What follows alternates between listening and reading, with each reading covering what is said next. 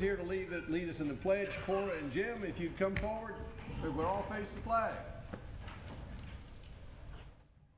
Pledge allegiance to the flag of the United States of America and to the republic for which it stands, one nation, under God, indivisible, with liberty and justice for all. Cora and Jim, if you'll come to the microphone and introduce yourselves. I think you've got an executive officer here with you also tonight.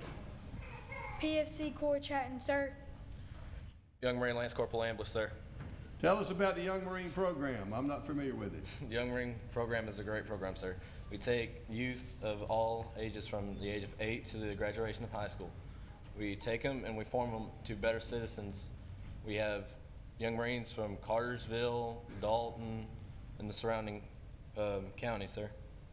You need to recruit some from North Fulton County. Yes, sir. Well, good to have you here. I hope it helps you with your recruiting. Let's have a hand for the Young Marines. Thank you for coming.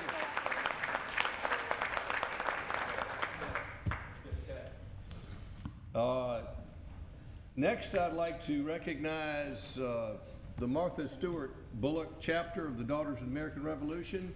Thank you, thank you. If y'all would come forward, I have a proclamation to read. You're always bringing us history and patriotic things. So this is a proclamation recognizing National American Indian Heritage Month. Whereas the history and culture of our great nation have been significantly influenced by American Indians and indigenous peoples, and whereas the contribution of American Indians have enhanced the freedom, prosperity, and greatness of America today, and whereas their customs and traditions are respected and celebrated as part of a rich legacy throughout the United States, and whereas the Native American Awareness Month began in 1976 and recognition was expanded by Congress and approved by President George Bush in August of 1990, designating November as National American Indian Heritage Month. And whereas in honor of National American Indian Heritage Month, community celebrations as well as numerous cultural, artistic, and educational and historic activities have been planned. Now therefore, I, Jerry Wood, Mayor of the City of Roswell, proclaim November 2015 as National American Indian Heritage Month in the City of Roswell, and urge all of our citizens to observe this month and recognize our history with the appropriate programs, ceremonies, and activities. And so we have, is it this Gail Jennings I'm talking to? Yes, sir. Gail, does the American Stewart Bullock chapter have any programs this month? Yes, sir. We're having programs this month, and we're continuing to support the Native American schools in Oklahoma and Oregon, and summer youth programs and camps. Well, Roswell has, of course, the American Indians here were long before Roswell King arrived. Yes, sir. We were part of the Cherokee Nation. Mm-hmm. Roswell is proud to have a memorial to the Trail of Tears down at our park, and I'm proud to be a great-great-great-grandson of Ray Dicey, who was an Oklahoma Indian. I'm not sure of what tribe, but from the photograph of Ray Dicey, there was no doubt that she was American Indian. How wonderful. So it's good to have you here, and I'm also proud of my very slight American Indian heritage. As am I, sir. Let's have a hand for the Martha Stewart Bullock and all the American Indians who are here tonight. Anything else to add to that? No, sir, but thank you for this opportunity. Thank you, ladies, for coming. These are our children of the Revolution as well. Thank you. And next we have the National Red Ribbon Month, which the Young Marines brought us. And this is National Red Ribbon Week. Whereas communities across America have been plagued with numerous problems associated with illicit drug use. And whereas there is hope of winning the war on drugs, and that hope lies in education and drug demand reduction, coupled with hard work and determination of the organizations such as the Young Marine Corps League to foster a healthy, drug-free lifestyle.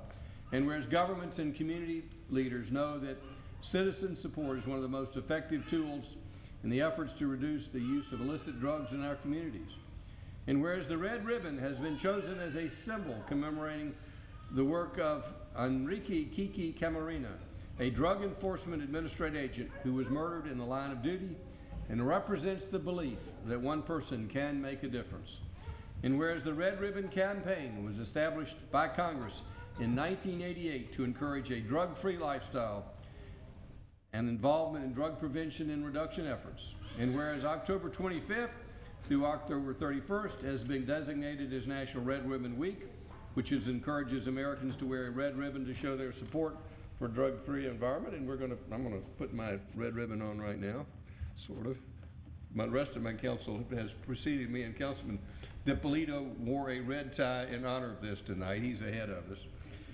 Now, therefore, I, Jerry Wood, Mayor of the City of Roswell, do hereby proclaim October 25th through October 31st is National Red Ribbon Week, and urge all of our citizens to join me in a special observance. Let's have another hand for the young Marines who brought this to us tonight. And next I have a proclamation for Retired Educators Day. So to begin with, if you're a retired educator, I'd like you to stand so we can recognize you. Let's have a hand for our retired educators. My mother was a retired educator. She taught at Milton High and was a substitute teacher at Roswell High and started the first kindergarten in Roswell. And don't blame me. Don't blame my mother for what I turned out to be.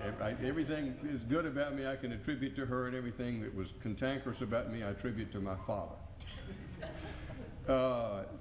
Whereas Georgia Governor Nathan Deal has proclaimed Sunday, November 1st, 2015 to be known as Georgia Retired Educators Day.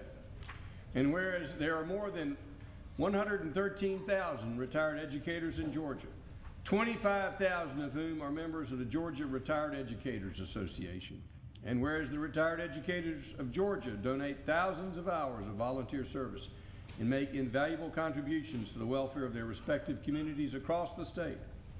And whereas it is appropriate that a day be designated for the citizens to express their appreciation for the contributions retired educators have made and continue to make for the betterment of human lives and for society. And whereas local churches will recognize that lasting contributions made and being made by retired educators in this community. Now, therefore, I, Jerry Wood, Mayor of the City of Roswell, do hereby proclaim November 1st, 2015 to be respectively known as Georgia Retired Educators Day, and call upon all the citizens to observe and honor our retired educators. Let's have a hand for the retired educators. Ladies, if you'll come forward and introduce yourselves and tell us where you taught. Come to the microphone. Tell us where you had your career in education. Hi, my name is Kathy Politis, and I'm a proud retiree from Fulton County School System. I started off as a classroom teacher and retired as Director of Instructional Technology for Fulton County.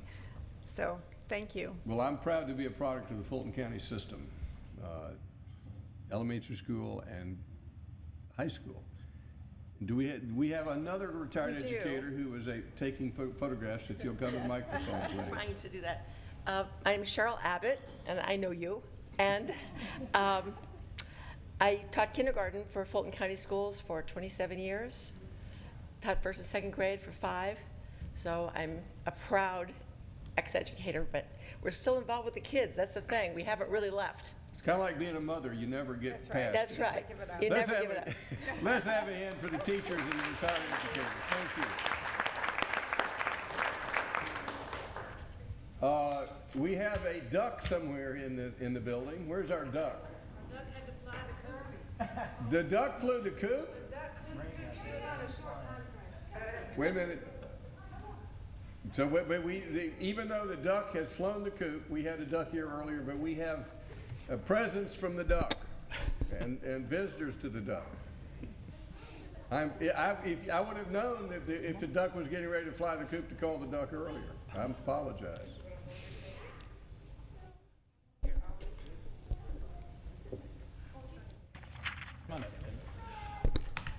Good evening, Mayor and Council. I'd just like to introduce Kim Weber, the current chair of the Board of Directors for Keep Roswell Beautiful, to tell us a little bit about this year's duck race and our winners. Good evening. You all know me. Our first place winner this year for the 10th annual Great Duck Race was Mimi Griffith, and she brought her grandson Nathan. Who picked the duck? He picked the duck that day, and they won $100 and a trophy and some new t-shirts. Our second place winners couldn't be here tonight. They had 2 sick children. But we'd love to get a picture with the mayor and council with the winners. The second place winner is Russell Gerisi. All right, so we're now into our photo op portion of our meeting. So That's it. if the young Marines will hold off, and the retired educators, and Martha Stewart, I'm sure council would like to get their picture. We're gonna take it with everyone, but we'll start with the winners of the duck race. Council, if you'll join me, please. Thanks, Mama. Where you going? Can you go by yourself?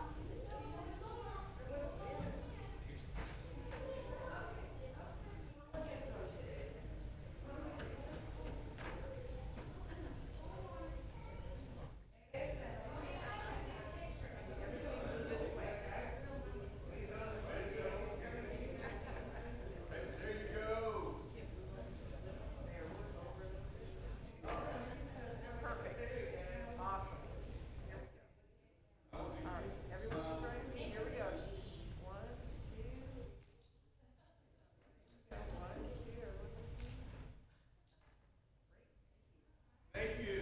I'd like to have the young Marines next.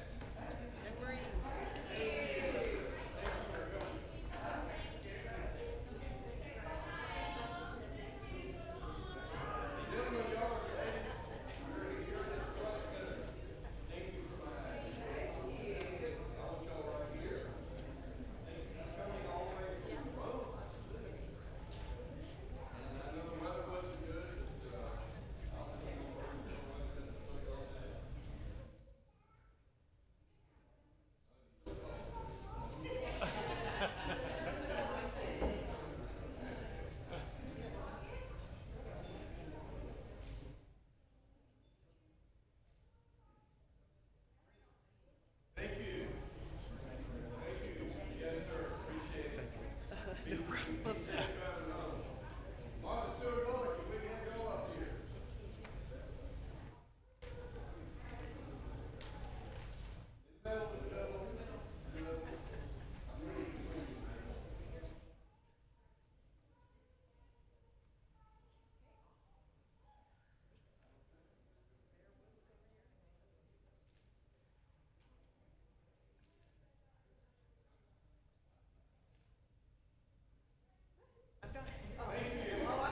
I don't know if you don't know.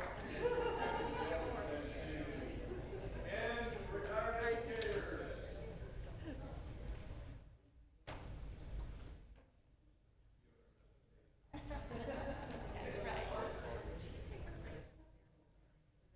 It isn't, but just, it's easy to do. Just push it, it's all automatic. Push the on button.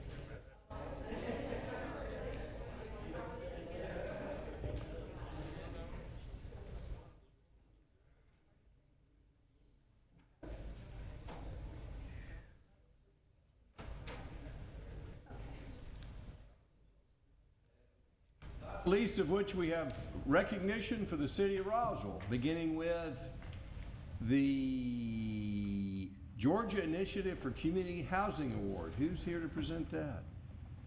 Okay. Michael.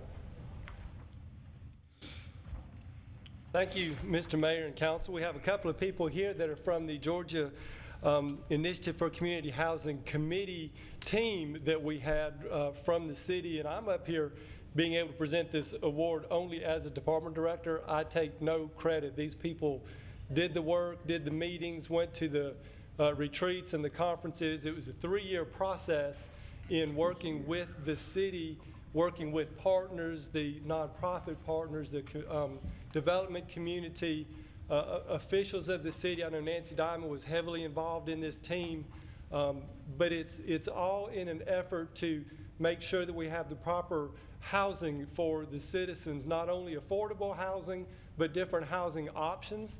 And it was a 3-year process that they went through. Because of the completion of the process that they went through, the Georgia Initiative for Community Housing, which is part of the University of Georgia, the Georgia Department of Community Affairs, the Municipal Association, the Georgia Power Company, who were kind of the sponsors of the lead for the whole program, have presented this plaque to the city through this team for what they did to be able to look at the housing initiatives and the housing stock that we have in the city. So with that, congratulations to them and to you all, to Nancy, for the efforts you put in. And I would love to hear some of the details that you may want to hear from any of the team members. Well, let's just hear, I know we have in the Groveway and the Housing Authority, we have a project going forward, which is the biggest project that the city has initiated in years. Absolutely. So if you could we'll just get an update on that project for your report tonight. Absolutely. Dave Schmidt, and it was really a group of about 15 of us from all walks of life, nonprofit, business, various people that really took a look at what housing looks like in Roswell and some of the challenges that are faced with people of limited means, our seniors, a whole variety of folks, and so it was an important part of looking at that. To answer your question, Mayor, Veranda Groveway is in the permitting stages right now. This is the building that's being built for seniors back in Groveway with the Housing Authority, about 101 units that will be for seniors that'll be 62 and older. And so an important part of it, be a beautiful building that will look a little bit like City Walk in terms of its architecture and such. So we are nearing getting started with that. So what's next after the senior housing project? We will follow with all that we learned, and the interesting part about this was at the time there were 45 other cities who had gone through this, and Roswell was uniquely different from the other 44. Because most of the other 44 had a lot of boarded up houses and places in which they had areas they had to revitalize. We don't have a lot of that in Roswell, and the land prices make it challenging for us to look at what housing options there are there for different folks. So we are continuing with a group. It's actually been renamed RICH, the Roswell Initiative for Community Housing, and that group wants to stay together and continue to explore ways in which housing can find its way to serve a lot of different people in Roswell. So there's a commitment to do that. Barbara Duffy is one of ours continuing. I'll give her the mic because she can tell about how the other aspects are part of what we're doing with Rich. I just want to thank you for the opportunity. It's been an interesting 3 years. We have seen parts of Georgia I didn't know existed, and explored a lot of opportunities. And it is our goal that there is safe and secure housing for all citizens of Roswell. And we will work and continue to work toward that event. Thank you so much. On behalf of the citizens of Roswell, well-housed and those who need housing, I want to thank all the volunteers for their efforts and applaud the organization of Rich. It's not named for Rich DePolito, but he's a big supporter. Nancy Diamond. Thank you, Mr. Mayor. I also want to do a shout out to Dan Wilhelm. He was the leader of the group for the last 2 years, year and a half, and it's a volunteer thing. It's a lot of work. It was uncharted territory, and to find the direction and the goals and lead the group, he's done an amazing job. He's a real estate person himself, and he's just been wonderful. He's got the heart for it, and he's been great. And I'm excited that they have become and will be our future place to go to for research and data and information when we go to make decisions. Thank you. Let's have a hand for Rich. And Mayor, if I could, if I could just say, Charles from the city has done a wonderful job as a liaison for us, so would be remiss if he was at every meeting, wrote our notes, kept us kind of in touch with the city. So Charles, thank you very much. Thank you. The next is recognizing Roswell's recertification as a certified wildlife habitat, and that's not that's the natural habitat, not the wildlife of Canton Street. Good evening, Mayor and Council. One of the joys, as Michael just said, is being able to come up here and learn a little bit more about what staff has done. And I'd like to turn things over to Vicki Culbreth, who identified this program several years ago, researched it with the National Wildlife Federation, and then was able to get the city certified and just recently recertified as a certified wildlife habitat community. There's quite a bit involved, and I'm excited that somebody was able to take the initiative and make that happen for the city. If you have any questions, Vicki can certainly answer them. Well, thank you for your efforts. People talk about how Roswell is changing, but as someone who grew up in this town, they would be surprised to know when it was a town of 3,000 people, there were no deer, there were no fox. A lot of the game we have today was, and there were no turkey, and there were no bear sightings occasionally. So it's amazing that as this city, his population has grown, the wildlife population has also grown. I think that has a lot to do with Roswell's concern about the environment and the extensive parks and green space that this council and the city has preserved. Would you like to add anything to the National Wildlife? Now, first of all, tell people about the program to have their backyard certified as a wildlife habitat. Certainly. So we have our certification as a community wildlife habitat through the National Wildlife Federation, and part of our city certification is having individual properties certified. So anybody with a backyard, even if you don't have a backyard, if you live in an apartment or a townhome, as long as you're providing food, shelter, a place to raise young and water for wildlife, then technically you could have your property certified as a backyard habitat. So if you have a bird feeder, bird bath, if you have a garden with flowers and you've got, hummingbirds coming, if you've got, a backyard with some trees, then you probably qualify. So, we definitely encourage anybody. So who would they contact to become certified? If they have questions, they can contact me, or it's actually up on our website with the link, or they can just Google it, just National Wildlife Federation Backyard Wildlife Certification. And that will get them to the right place. That's much easier to remember than anything else. It's much easier just to Google it, maybe. Let's have a hand for Roswell's efforts with National Wildlife Certification. Thank you so much for your program. Thank you. And finally, we are excited about the 3 CMA National Communications Awards, something I'm not sure I know what it is, but we're going to hear about it. And again, I get to take some credit here for something that I didn't do, but I have some great people in our department and others. Vicki, come up here, and Julie, I want to come up also. It's the 2015 City County Communication and Marketing Association, which is what 3CMA stands for. It was the national conference that was held here in Atlanta this year, and the city of Roswell got 5 awards ranging from first place to third place for 2 different projects that we did. I'm going to let Julie talk about the first project, which is the Happy video that I know many of you all saw. It won some Do we get to play that tonight? Numerous awards. No, you're not playing the Happy video And then I again? want Vicki to talk a little bit about the awards that won for Drippy Dropperson. So. Yeah, we had a very good conference this year. We were really happy. We won 3 different awards for, and I couldn't bring them all upstairs because I'm only one person. I couldn't carry 5 awards, so we just brought one so you could all see what it looks like. We won 3 different awards for the Roswell Makes Us Happy video, which was a video that we did, as many of you know, to promote recreation and parks programs and facilities. Just so people realize what a efficient organization. What was the budget for that? It was very well. We won. It was close to zero. It was close to zero. So I mean, you can do a lot. One of the awards that we won first place for in the country was the most creative activity with least dollars spent.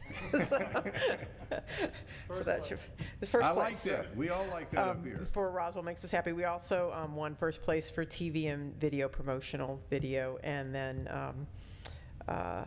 the next 3 awards we won are for this book that we're going to give to all of you. This is the Drippy Dropperson Water Ambassador book.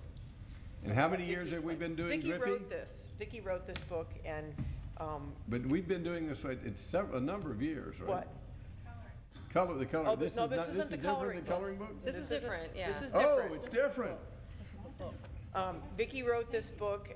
Nate Pratt was the designer, and Ben Okay. Fry in our office designed the activity book in the back of it. I'm So- sure you were inspired by all the Drippy Dropperson content. Of course. So this is Drippy's story, in case you ever wondered where Drippy came from and why he does what he does. And y'all are actually mentioned in the book, so you should read the story about how Drippy met the council and was very inspired. So this is a book that we give out at events, but also I've developed a kindergarten program about water conservation around this book. So very excited that I got recognized. Well, it's great to be Right. to have a published author among our staff. Yeah, and the book had won 3 different awards, first, second, and third place. First for graphic design, second place for printed publication.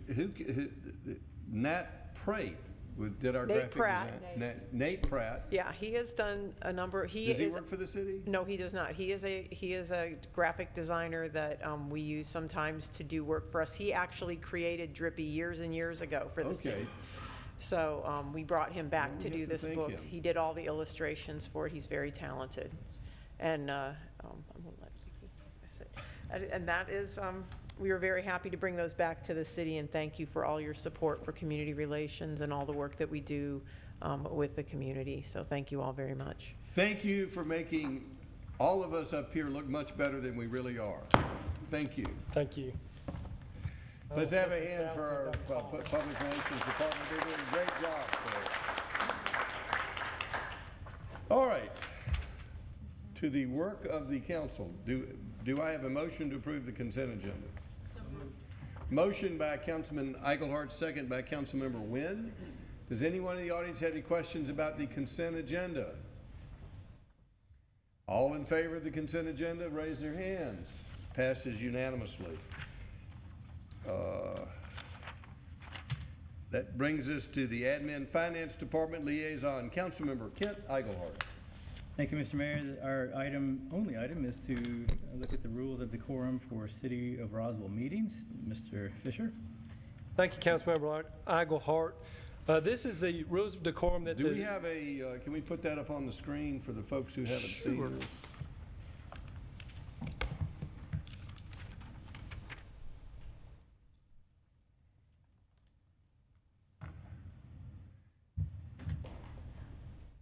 Be a little hard to read.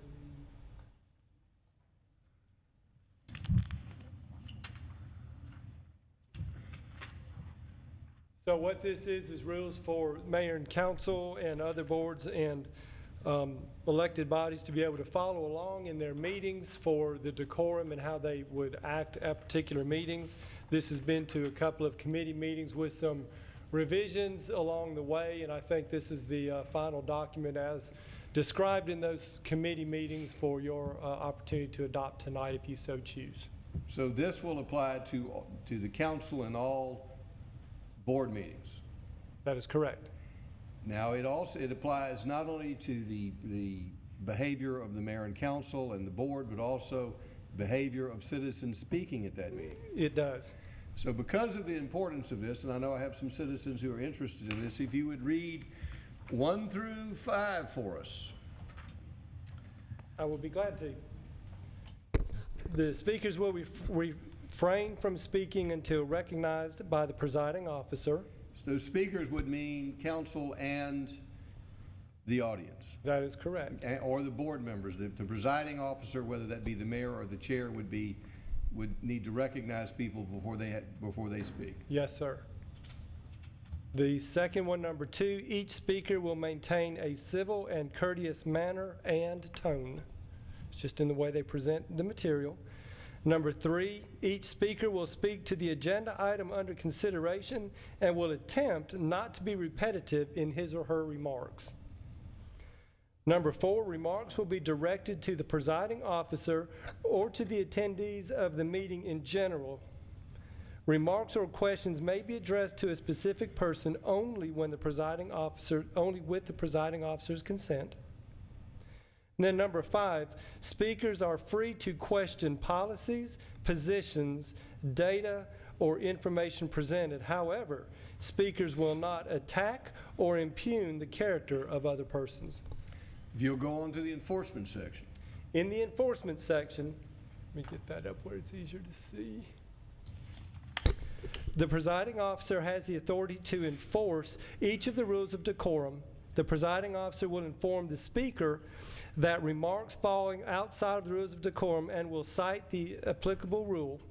If a problem persists, the presiding officer may order that the time for presentation be shortened to a prescribed time, may halt the presentation entirely, or also may have the offending speaker removed from the meeting. However, the presiding officer's power of removal pursuant to this rule of decorum shall not extend to council members or members of any boards or commissions. And that's in regards to trying to actually remove somebody away from the meeting.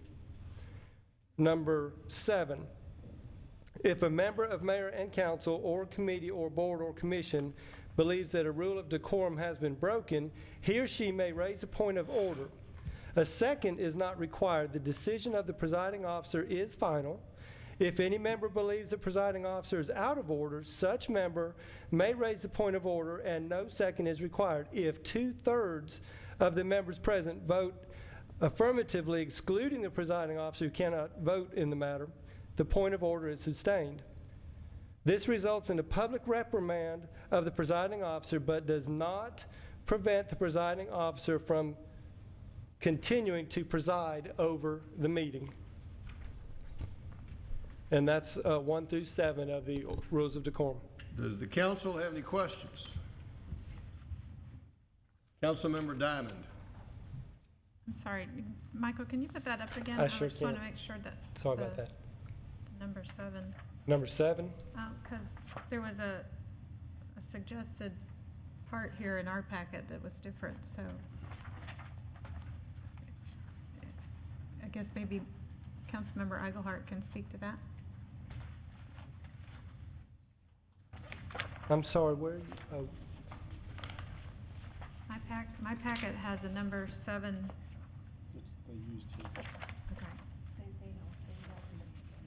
I think So ultimately- what you see in the blue was something that was originally mentioned and is brought in the black. The red is the additional suggestions after that. So what's in the blue should be what's now listed in black on this Okay, sheet. it's just moved around. Correct, Okay. and then the red is the additional. If that reads correctly, I believe that's how it got moved over. Okay, thank you.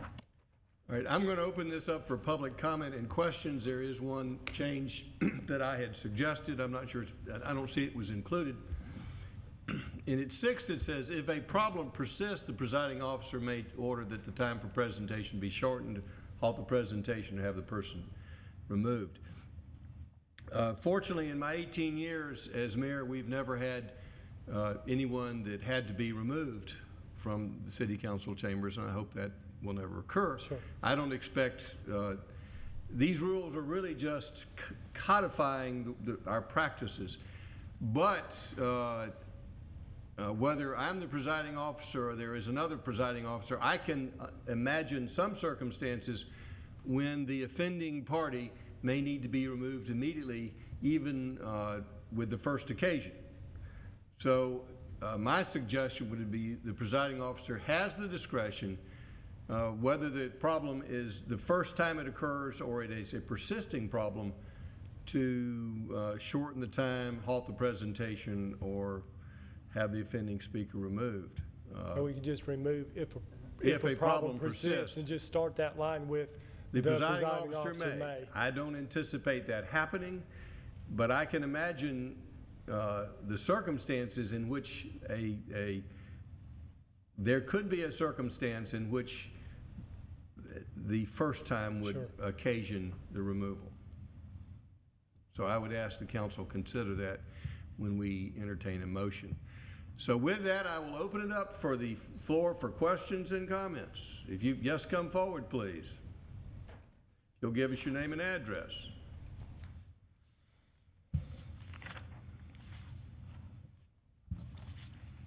My name is Janet Russell. I live at 260 Willow Springs Drive. I'll open my remarks with, if liberty means anything at all, it is the right to tell people what they don't want to hear. And secondly, in this time of universal deceit, to speak the truth is a revolutionary act. So I want to know a few things. First of all, did you have any citizen input into forming these rules, or did you all decide what you wanted to organize as rules and impose them on your citizenry? That's number one. I know that you don't allow me to get a question and have an answer and then ask another question to clarify, because you restrict those questions after an answer has been made, which I find personally intimidating and offensive, because if you're not clear with an answer and you dance around it, I can't say, could you please explain more? Now, a lot of people come to these meetings, and I've had a lot of replies from people in the last few days that they don't come to these meetings because they're intimidated, they're not professional speakers, they get nervous. I've seen one woman reduced to tears here by the treatment from the presiding officer who's sitting in front of me. I myself have been called a liar by the presiding officer sitting in front of me. I would like to have said his behavior is offensive, and I'd like to have him removed from the city council chambers. So I want to know who is going to determine what is offensive and what isn't, because offensive is really a subjective term. I think the fact that you even have to bring up these rules of decorum is a form of reducing our First Amendment rights to freedom of speech. I'm just appalled at what's going on in this city council chamber. Nobody wants to hear the truth. I personally have been called names. I have been insulted by people in this city, in the employment of this city, and in heads of departments who think because I am a woman of a certain age, I'm going to fold like an envelope. And I have reminded them that I have the skin of an armadillo and that I was taught by nuns. And I don't ever back down on the truth, because the truth will make you free. So I think this whole thing of decorum is a bunch of baloney. Personally, this is what I've heard from probably 20 people today, that this is the city council and mayor's way of controlling input onto things they don't want to hear. And because these are all video recorded, you really don't want the citizenry to hear it. Otherwise, you would still be recording the open mic nights on the 5th Monday of the month. Those were eliminated last year, and the fact that we have 5 minutes to speak, and Mayor, at one meeting last year, or maybe it was earlier in this year, you reduced the minutes to 3 minutes a person. But you keep interrupting people and interrupting them and interrupting them, and that's offensive to me, but nobody can say, oh, you're being offensive. You're not behaving properly, you're being rude. So I think you need to get rid of all of this and let the people come and speak their mind. Thank you. I believe Ms. Russell's first question was their citizen input. I spoke with several citizens about this before and during the process of developing these, so there was citizen input. As far as who determines if something is offensive, there are two parties that could determine it. Could be the presiding officer, which could be the chair in the event of boards, or the mayor or the mayor pro tem if it's a council meeting. But there's also a provision that the board or the council can cite the presiding officer. With regarding to your concern that no one should be insulted, these rules go directly to that point. Neither this board nor anyone else at a council meeting or a board meeting, whether it's a citizen or an elected official or a board member, should be insulted. And so that was one of the primary reasons that these rules were adopted, because council came to me and said, Mayor, we believe when there is insulting comments are made, the presiding officer should take action. And I said I would do that if I felt there were rules to allow me to do that. As far as the truth is always allowed here, but it does not have to be made in a form of a personal attack or a contentious approach. I think we can all be civil. In the courts in which I practice law, in which we seek the truth, there are rules. So for the folks who would like to be able to say anything and to attack individuals, I think they'll find this as limiting. But the folks who wish to speak the truth, wish to be heard, I think they'll find this will not get in their way. Again, I don't see that there's going to be a change in practice up here. No one has ever been removed by me, to my knowledge. On occasion, members who have proceeded beyond their time have been asked to sit down, but they've had their 5 minutes. There was a comment from the floor that I, on occasion, limited speakers to 3 minutes. My memory is not the best, but I honestly do not recall that. The rules also say that people are not to speak until they're addressed. And although it's not in these rules of decorum, it's my practice. Once someone has had the opportunity to speak during the public session, they're not given a second opportunity. And that, although it's not part of the rules of decorum, is my practice, and it will continue to be my practice. Does anyone else wish to be heard? Yes, come forward, please, if you'll give us your name and address. We'd like to hear from you.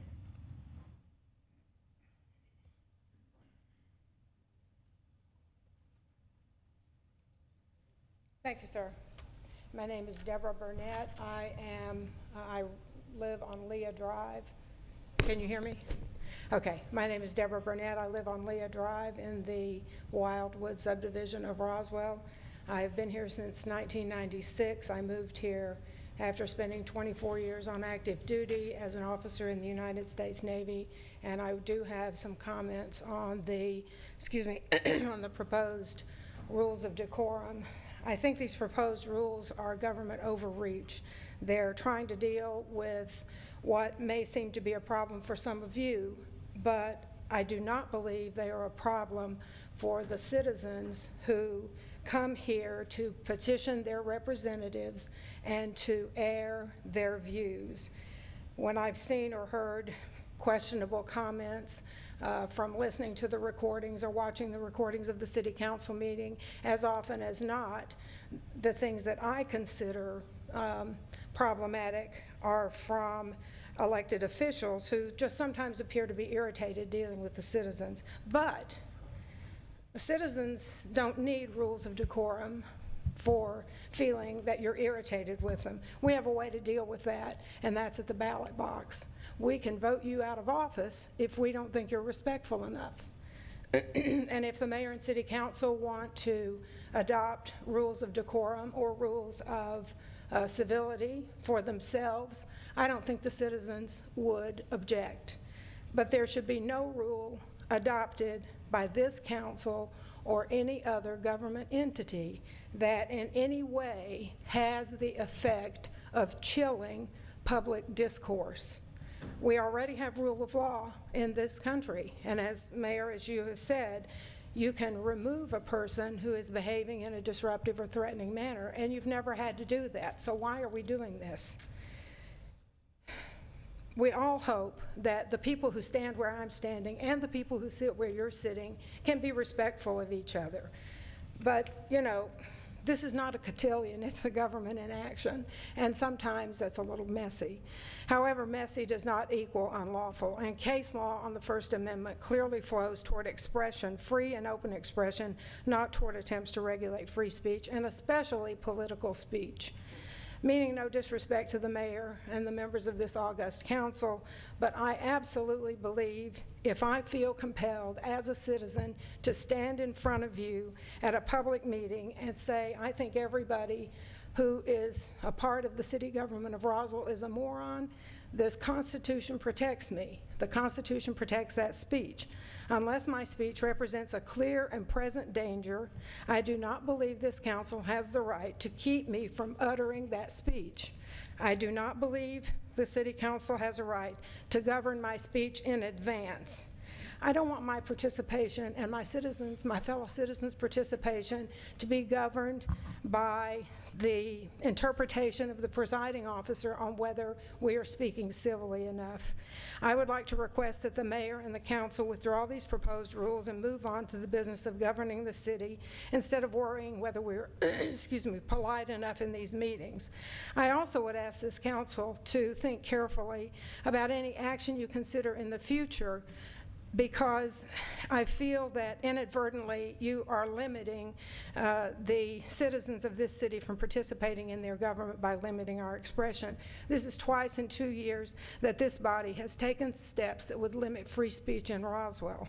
The council already had to repeal a section of the city code it enacted in March of last year that defined swearing in public as disorderly conduct. I'm much more concerned about the council's apparent tendency to make decisions that would have an impact on the Bill of Rights without thinking them through than I am about hearing a bunch of swear words in line at Kroger. In the U.S., those who govern do so with the consent of the governed, and that is a beautiful thing. We ask a lot of our elected officials.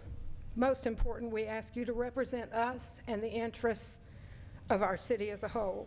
That means we want you to put your bias aside and your desire for control and convenience aside in favor of public participation. You may not like what people say or how they say it or how others react to it, but giving them their say and hearing them out is part of governing with their consent. It was disappointing to me last year when this council voted unanimously for style over substance in favor of polite language at the expense of free speech. Please don't do that again tonight. Thank you for giving me the opportunity to speak, and thank you for serving our city. Thank you. Thank you for reminding me that there is an election on November 3rd, and I encourage everyone to turn out and vote. Mr. Davidson, there was a challenge that a citizen felt that the rules of decorum were a limitation on freedom of speech and unconstitutional. I assume you, like I, studied constitutional law. Yes, sir. Do you have an opinion as to whether the rules of decorum are a unconstitutional and somehow limit people's freedom of expression? The rules of decorum apply in these meetings, and this council is able to set those rules as they see fit. That does not prohibit anybody from standing outside and saying everybody that works for the city is a moron. There is no prohibition about that. It's just in the meeting, this council has the right and the obligation to make sure that it's civilly run. So I would say no, there's no unconstitutionality about these rules. Let me give y'all an example. If a citizen stands up and says, my police chief is a lying, cheating thief, that's a personal attack. And in the old days, they'd throw down the gauntlet, challenge him to duel, and go out and shoot somebody. We're not there. You can disagree with my police chief. You can disagree with me in a civil manner. You can say anything you want outside of these chambers. But while we're here, we're going to treat each other civilly. And I don't believe that that's an unreasonable expectation. So we're not limiting people's what they say. We're just saying you need to be civil in how you say it. And as I said, I think you made the comment that the citizens of Roswell have not taken that approach, and I agree with you. But on rare occasions, I think people have crossed the line, and I think perhaps I have crossed the line sometimes. If anyone speaks out again without being recognized, they're going to be removed from these chambers, with or without the passage of these rules of decorum. Because my practice is you're not recognized until you're recognized. There's no opportunity to speak. That's another rule that's in here. It says speakers will refrain from speaking until recognized by the presiding officer. That's not a new rule. It's a codification of an existing rule. If we're going to have a fair discussion here, there needs to be rules. And these are simply rules to make sure we have a fair and civil discussion and don't fall apart into ugly comments.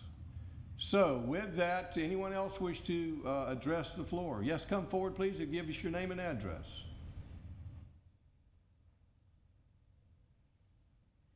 Melinda Delisle on Boulder Drive. I believe that We can all agree that it is essential to address one another cordially as we're discussing and debating rules and data and future of Roswell. I believe that the biggest concern that I have and that many others have is that depending on who is the presiding officer, not saying anything about the present presiding officer, but merely looking into the future, or who may ever be in the majority control on the council in the future, that there is the potential of these rules to be misused and for them to be used in such a way as to silence the minority opinion. And I believe that if the council desires to pass such rules of decorum, that perhaps an issue that may need to be addressed and a factor included in the rules of decorum is a manner of redress, where someone who feels that they have been silenced incorrectly has a manner in which that they may speak at a further meeting or somehow address the council in another manner, so to say, I believe that this treatment was unfair and here's what I had wished to say. That is all I want to say. Thank you very much. Thank you. There are two recourses of a citizen who feels he has been treated unfairly. First of all, these rules of decorum do state that the presiding officer will inform the speaker that remarks foul outside the rules of decorum and will cite the applicable rule. So if someone is cited, they will understand the reason that they're being cited. As far as what could happen, as pointed out, the citizens have the ability to remove the mayor if they believe the mayor is not behaving correctly in an election. There also is a potential for a recall election. The citizens may approach council members and make complaints. The citizens have the freedom of speech to walk outside the door and say anything they wish. So there is recourse. But the presiding officer, whether it be me or a chair, has the obligation to run an orderly meeting. And although these rules are not codified, the very similar rules are enforced by me all the time. And we're simply saying if we're going to have rules, we should put them in writing and make it clear to everybody. So I don't see any of these rules are particularly new as much as putting down in writing what we intend to do. Anyone else wish to speak? Yes, sir, come forward.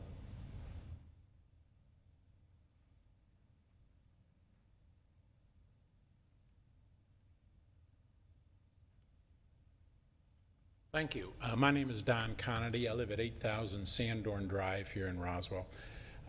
I guess my question really is how it will actually work in a given meeting. The presiding officer at a meeting that I was in June, I believe, for Vickers Village, I thought stifled public comment by reprimanding the audience from the podium that that he wasn't going to accept any laughing or chuckling. I thought that was over the edge, and what I'm concerned about is how that will be addressed at the next meeting. Is someone going to stand up on the council and say, I think you might be out of line? That's what I'm concerned with. I guess I don't see that happening. Any council member may stand up and say the presiding officer is out of line. Does not take a second. It takes a majority vote, I mean a 2/3 vote to enforce it, to cite someone. So those are the current rules. Those are the rules as proposed. You and I disagree on whether or not chuckling is appropriate at a meeting, and other council members may disagree with me. I appreciate that. But I believe that if you're going to have an orderly meeting, whether it's that each speaker should be able to speak and verbal but not express verbal positions from the audience don't lead to they can be intimidating to the speaker. You talk about trying to make sure the speaker's not intimidated. Right. Boos can be intimidating, and they would be out of line. Yeah, in that particular meeting, it probably would have been good if that was explained to everyone before the meeting started. And then maybe there wouldn't have been any tittering laughter. But that's just my opinion. So Yes, sir. I appreciate it. It's really up to the presiding officer and the board to whether he's out of line. Anyone else wish to speak? Thank you for your comments. To council, what's the pleasure of council? Councilman Eichelhardt. I guess this is my department, but before doing anything, I'd like to make a comment. And, you know, all things being equal, establishing rules of decorum is obviously a good thing. Everybody should come to meetings with an attitude of respect, and even when there are strong disagreements over issues, as everyone's already said tonight, everybody can still be civil. However, I think we already have the mechanisms in place, as we've already just discussed. And when you come in and you get an agenda at the back of the room there, and I think this is true for all other boards and commissions as well, you see the following at the bottom. The City of Roswell strives to provide a positive experience for those visiting city facilities and promotes an environment of personal safety and security, free from intimidation, threats, or violent acts. All are expected to exhibit common courtesy, civility, and respect for others. Violations may result in the violator being removed from the premises. You'll also find that online if you look on the agenda outside of the City Hall. And then in addition, our normal operations of meetings, the chair has the authority to deal with disturbances from the floor, which we've seen happen and almost saw happen tonight. So there are already mechanisms in place, and you know, while issues could arise, I think they're primarily perceived issues. It's also true for other boards and commissions in the city. I think the genesis of this resolution was the council meeting where the worst offender of not being civil came from the presider of this meeting. And yes, it was a full house, people probably riled up, but in the nearly 20 years I've been working on zoning, either from sitting out there or sitting up here, it's never been against the rules to laugh at comments that were funny or even those that were not. You know, certainly things get out of hand and we have to control things when necessary, but I think this resolution starts with a predisposition against our residents, and that's just not a way to proceed. And we seem to forget that zoning projects and issues that are being discussed up here and the decisions we make, you know, they're real and substantial consequences for the people who are out there. And it's not just an extra story in height, it's not just a little smaller setback, it's not just a few apartments or some extra cars that aren't really that much in the big scheme of things. You know, these have real impacts on investments, on families, on safety, on quality of life, and on real people's futures. So it's not that big a surprise that emotions can run high. But even then, I think it's extremely rare to see anyone step out of line to justify this kind of resolution. And about the only time I've seen it again is from the presiding officer. So I will not be making a motion for this, even though it's my department.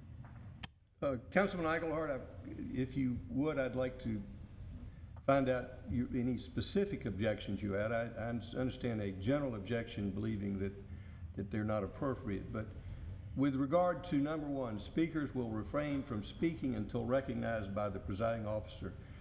Do you disagree with that rule? I'm not going to fall into your lineup of this. I disagree with all the aspects, as I've already said. Obviously, the overall things that I've said make sense. We already follow those practices. So, as you've already said, we already do them. So this is just overkill. So do you do believe that it's appropriate for speakers to refrain from speaking until they're recognized by the presiding officer? If you're talking about people that start chuckling because of something that's said, no, I don't think that should fall under that. Should someone be able to speak out from the audience without being recognized by the presiding officer?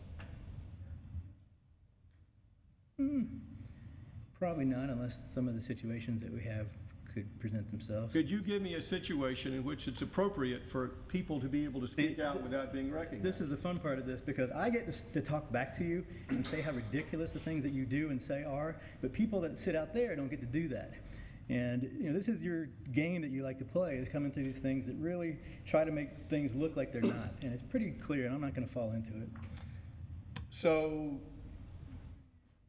you're not going to, so as I understood, you said generally speaking, speakers should refrain, but there are exceptions. Should the presiding officer be able to control the meeting? Yes, but based on what you have defined as speaking, I would not agree with that.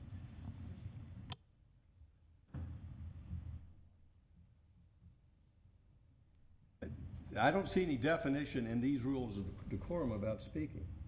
Right, you decide it, and so we've already seen how you decide that in previous examples. And we can go on this forever. I mean, just go ahead and move forward, and we've already made our points. Well, I think the point being is that I understand that you agree that if someone stands up and speaks and says words, that they should be recognized by the presiding officer before they have an opportunity to speak.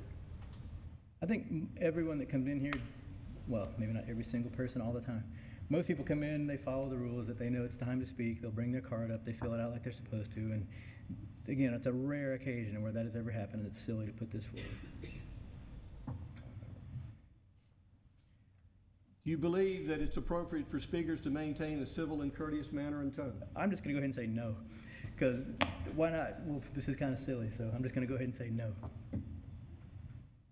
Do you believe that it's appropriate for speakers to try not to be repetitive? You, again, follow as one of those that probably, and me too, all of us up here probably repeat ourselves a lot. So you think it's appropriate for them to repeat and for not to be if they want to, they can repeat try to all night long, as long as we give them their 5 minutes, which I think is a mistake as well. We've shut down comments based on our 5-minute time limit just to shut down conversation. All right. Do you believe that if a speaker can come in to talk to anything that's on their mind, it doesn't need to be on the agenda? Sure, why not?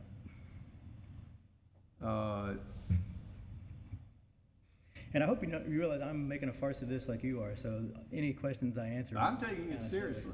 I don't... Well, I can't do that. It's good to know where you are, but I do take this seriously. Do you think that individuals should be able to address their questions specifically to individual council members? They often do. I think we should answer more than we do.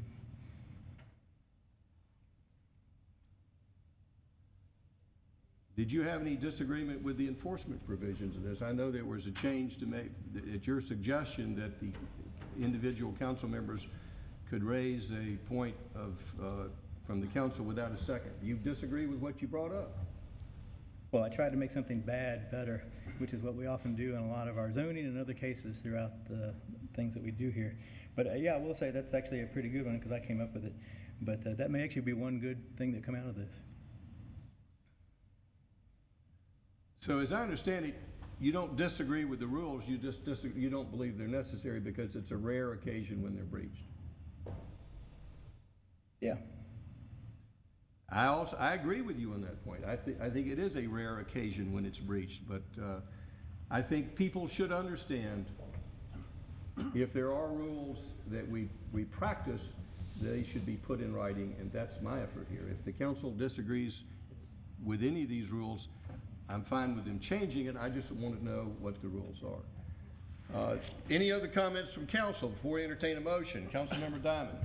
Well, I wasn't here at this last committee meeting, but when this first came up, my concern was speakers that get intimidated by other people in the audience out of speaking, and I hear that fairly often. And the idea that our boards and commissions, who are run by volunteers, who are facing the public, who don't have a legal litigator background, are not as comfortable with this, and it gives them some opportunity to have rules they can follow and they can point to. And I think when you're on Planning Commission or Historic Preservation or some of those other boards and commissions, it's a little different atmosphere than it is here. And I think that was an important part of it. I guess I'm continually amazed because we talk about this every so often, that the idea that this isn't an ordinance, nobody's going to jail if they don't do it, this isn't a legally binding, but the idea that we can't say, let's all be respectful and that's what we try to live by, is such a difficult concept. I don't see anything in here that talks about content in any way, shape, or form, and I think the idea, to Kent's point, that we as board members can say something and have a way to make that make a difference, I think is something we haven't had. So I guess I'm just fascinated that it requires this much discussion. It's not a First Amendment issue in my mind in any way. We certainly, I've never seen any effort on anybody's part around here to shut down the conversation. And I will tell you, there's plenty of conversation between us. If one of us thinks one of us isn't behaving, we don't hesitate to say so. So I don't think there's a concern about no one doing that at this point.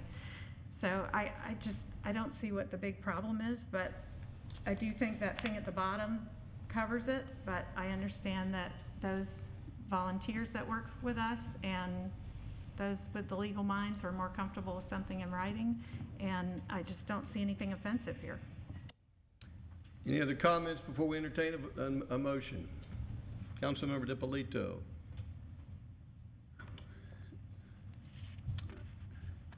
Yeah, I understand the rationale behind this. I've never been entirely comfortable with it. And, you know, tonight, hearing a few comments made me rethink this a little bit. Mr. Kennedy's comment about the presiding officer being out of line, I think that this actually helps us with that, because right now there's really no written rule as to what the council members should do. I think Councilmember Eichelhart mentioned that was probably a good thing. So I think that helps in any scenario where you have a presiding officer, where you have a little bit of opportunity to speak up on behalf of something you think is inappropriate. So I think that's a good aspect of it. I do think the other comment by Ms. Delisle about having an opportunity for redress, I think, is a very good one. And I think people shouldn't have to wait till the next meeting to have an opportunity to say, wait a minute, I'm not being heard fairly. So I do think that's something we ought to take a look at, and I would encourage us maybe to take this back, make it a little less legal. I know it was a little more illegal when we started, and we've been trying to soften it to make it just make it feel more like we're talking about civility here and just treating each other in a respectful way, which I think is the ultimate goal. So I would support bringing this back for more discussion. And is that a motion to defer? That's a motion to defer. Motion to defer by Councilmember DiPolito. Councilmember Wynn. Is that a motion to defer to take it to committee? Yes. Thank you.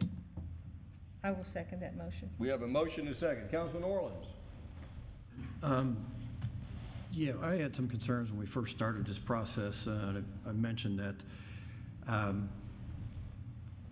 I felt bad that we felt a need to go in this direction. We've always listened to people coming to council meetings, and yes, I don't like it when citizens stand out there and berate us. I don't mind if they tell us they disagree with us. I don't mind if they tell us completely different, off the wall or whatever, but when they actually use wording that berates us, you know, I don't appreciate that either. But hopefully people can respect us and we can respect them. And of course, those types of situations, I lose respect for the person and they lose credibility in their argument as well. So you've got the emotional and the psychological things that come into play. I know, Don, you mentioned the one meeting, and over the years I've seen it when we have a very large crowd. It's a tough call, and I agree with you that maybe it should have been, when we have a large crowd, that should be kind of laid out a little more clearly up front. But when you do have a speaker, the audience may start booing him or they're cheering in favor of him. It can get out of control, and I know we've had some meetings recently that were not necessarily in council chambers that staff actually called the police department to come over because they felt they were getting out of control. So that's a fine call there on trying to keep an audience civil for everybody. The people they disagree with that are at the podium speaking down there, or the people they agree with. So I understand that's a tough one. And I think it was Melinda made a good point about the appeal decision as well. If somebody feels they were incorrectly, although I think sometimes it's pretty clear, but there could always be that kind of a point that somebody feels that they really didn't get their say and want to appeal it in one way or another, or have a forum for doing that. And Deborah, you made several great comments, but we're not trying to go in that way. We're not trying to stifle anybody's comments or opinions. again, I think it's going back to respect and also dealing with our other meetings that we have with other boards and commissions on just respecting each other, common courtesy, and being civil, and as I said, not berating people. Everybody's trying to do the best job they can. And we, of course, don't berate the citizens that come up here either. So, defer it to have a little more conversation on it, may be good. We have a motion and a second. Once we've had a public hearing, we've heard from the public. If this is deferred, the public will have an opportunity to speak again when it comes back. We have a motion and a second to defer. Any further discussion? To defer to committee. A motion and a second. Any further discussion? All in favor of the motion, raise their hands. Passes. Orleans, Wynn, DiPolito, and Diamond in favor of defer. All opposed to deferral, Councilmember Eichelhardt. The action is deferred. Next on the agenda, the Environmental Public Works Department. Councilmember Rich DiPolito, liaison. Thank you, Mr. Mayor. This item is approval for the mayor and/or city administrator to sign a change order to the contract with Lane Heavy Civil, Inc. in an amount not to exceed $427,160 for additional work items. So this is additional work. It's not an increase in cost. Is that correct, Mr. Skalski? That's correct. Thank you, Mayor and Council. Very briefly, the project has a budget of $15.5 million, and we're on track to complete the project within that budget. All the recommended items that are being contemplated here as part of that completion, additional scope of work, were at one point contemplated as part of the project. They were removed during value engineering to ensure that we could meet our overall project budget. We're successful in doing that, and at this point we're about 73% complete with the overall project. The three largest items that affect the Lane Heavy Civil contract are the demolition of the old plant, addition of a filter observation canopy to protect equipment and our operators during inclement weather, and training videos that'll add value by preserving that startup training that we'll be going through over the next several months. So we appreciate your consideration of those items. And in addition, we're asking for the authorization to use a portion of the remaining contingency should unsuitable materials or materials requiring special handling be identified during the demolition of the old plant. That is to be determined during the demolition, and it's an amount of $62,933 if it is necessary, so that we can respond quickly if those materials are determined to be on site. Be happy to answer any additional questions, and this does include provisions for a non-vehicular path outside of the security fencing as well. So, just to understand this, we're still within the overall budget. Yes, sir. There's some money that, I wouldn't call it left over, some money within that which was budgeted as a project, which has not been spent. So this change order will still be within the overall budget with this change. Yes, sir. All of the items contemplated here would leave approximately $202,000 of remaining contingency, of which we're asking the authorization to potentially use $62,000. Still leaves us about $140,000 if every worst case scenario that we have identified at the present time comes through.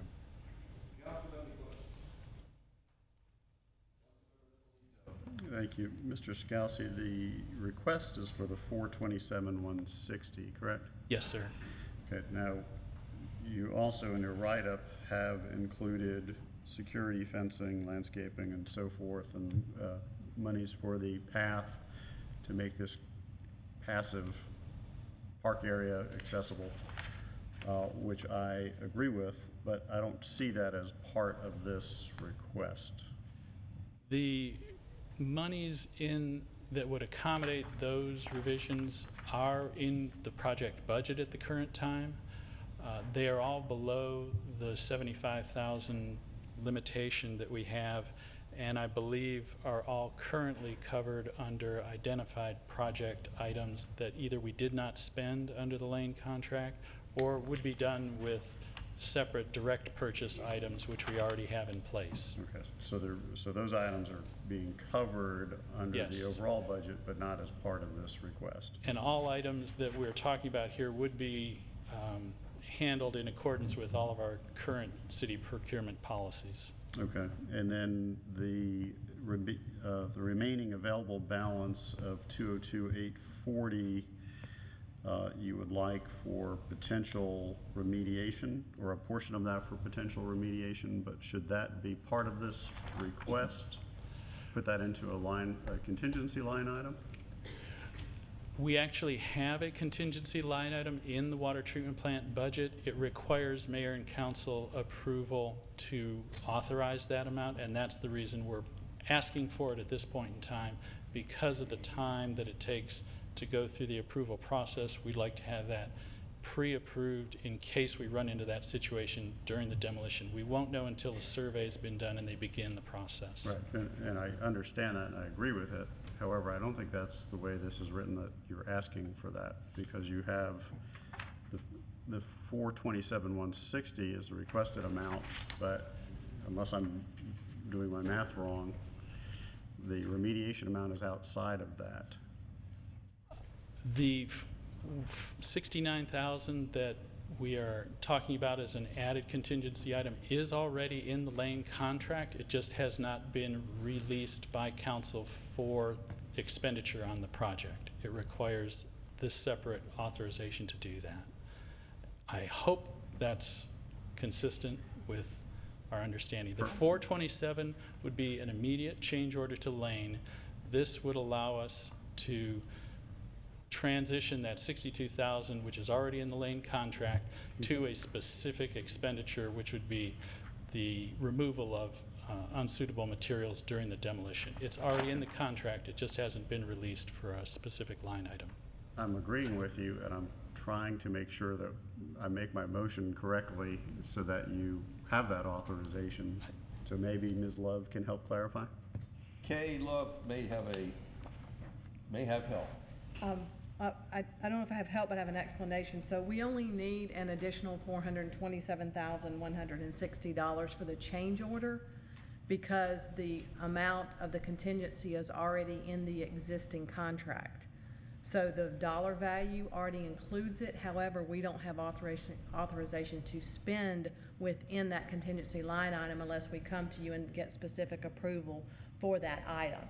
So the dollar amount is fine because we're only adding $427,160, but we already have authorized in the contract the contingency.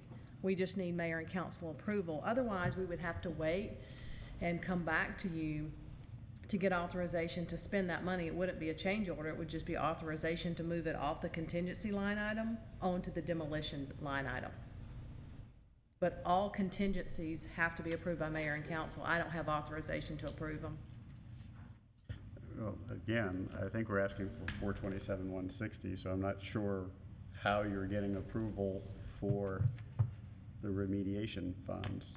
Well, 360 is the demolition as part of that, and by asking for permission to go ahead and authorize the 62,000, it would give us that in the financial impact if you authorize that.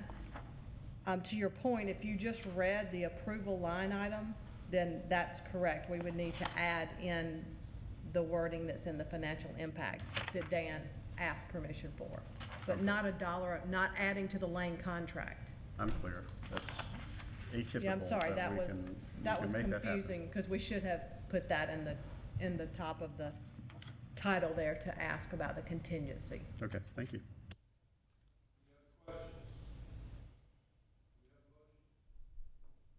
I will try to make this motion accurately. Move to approve the change order to Lane Heavy Civil in the amount not to exceed $427,160 for the additional work items listed, as well as providing for the contingency amounts required under the financial impact listed in our package. Second. Second by Councilmember Wynn. Does anyone in the audience have any questions or comments? Yes, come forward, please. You'll give us your name and address.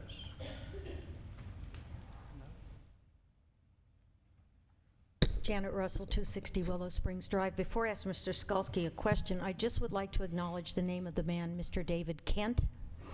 Mr. David Kent died Friday night at 5:45 p.m. on Highway 9 at the intersection of King and Chattahoochee Street.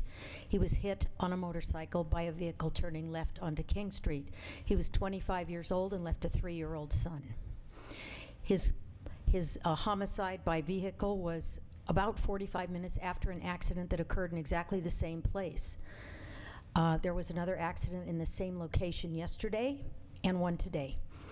I just want you to know that that is a result of GDOT giving Highway 9 as the alternate route from this total screw-up they've made on Georgia 400 exit 7A. From 4 p.m. to 7 p.m. most days of the week since Tuesday, we have been unable to proceed northbound out of my street, and southbound is completely gridlocked. There is no way for an emergency vehicle to get down that street at any time between 4 and 7 p.m. Today was an exception because of the pouring rain. His young friends were there on Saturday putting up a memorial right next to where he died. You will see the marks from the police department of where he was killed on the street, and so you will be reminded of that. I just thought this meeting should take a few minutes and acknowledge that a young man died within 1 mile of this building tonight. Mr. Skalsky, I'm always confused about money, so excuse me on this one, but is there some sort of format? Because until you mentioned, Mr. DiPolito, the water treatment plant, I didn't know what this was for. I don't know what your agenda item says, but mine doesn't make any mention of what this project was. A change order to Lane Hevel Civil Inc., but it doesn't say what the project is. And I don't know if that's supposed to be part of the legality of voting for approval of an item when it should say what the job is for. As a citizen, I would like to know what we're spending $427,160 additional for. The second part of my question is, Mr. Skalsky, is this, we originally, 6 or 7 years ago when you started talking about the water treatment plant, you weren't here, but I was, the projected cost was $8 million, and it jumped in 5 years to $16 million. And I questioned that, and I was told you'd added a few things. I said $8 million $1 bills. However, I want to know if $427,160 plus the $69,000 you just mentioned is in addition to the $16 million. That's my confusion. But my biggest question is it valid to vote on something where you haven't put in the agenda exactly what this money is for? Not trying to be contentious, just trying to make it clear for everyone who's watching this video at home. Thank you, Mr. Skalsky. We'll start with the third question, which I think goes to Mr. Davidson. Is it legal to vote on this agenda item with as it has been listed? Yes. Well, it doesn't say that it's exactly for the water plant. All the subsequent materials are included and available, so that it's fine to do it the way it is. It probably would be better to word it so to say what project it is actually for next time, but I think it's fine to go forward. The first question, what is this expenditure for? I think you may need to repeat what you said before in the although it may be repetitive, I think the question was asked and perhaps it didn't catch it. Of course. Number one, point well taken on mentioning the water plant. Understood. There are 3 primary items that are included in this $427,000 request. One is training videos of the actual startup and training. Again, these are all items that were contemplated to be part of the original project and were reduced to bring the project budget down as low as possible with the hopes of being able to add them in if sufficient funds were available towards the end of the project, which is where we are at this point in time. A filter observation canopy, which will protect the filter backwashing equipment as well as our operators. That was eliminated from the project. And the demolition of the old water treatment plant to make that site a passive area that would be on the hillside where the old plant is. So those are the three items. The third one, the demolition, is the largest at $360,000, and those total up to $427,160. What was the budget, the amount this council approved for this, for the entire new water plant project? Thus far, the entire plant project budget is $15,508,000. And all of these expenditures are within and below that current budgeted At figure. $15,508,000. Yes. Thank you. Does anyone else in the audience have any questions or comments? Any further discussion? Do we have a motion? We have a motion to approve this, right? Any further discussion before we take a vote? I think Councilmember DiPolito made the motion and Councilmember Wynn seconded. Do we have any further discussion before we take a vote? All in favor of the motion, raise their hands.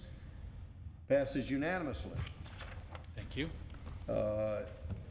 Which brings us to the city attorney's report. He's recommending closure to discuss personnel litigation and real estate. Do we have a motion to approve? Is there a motion by Councilmember Wynn, second by? We're not going to do it tonight. Come on, I need a second. Second by Councilmember DiPolito. All in favor, raise their hands. That's unanimous. Let me remind everyone to go vote. You can vote now through the 3rd. Exercise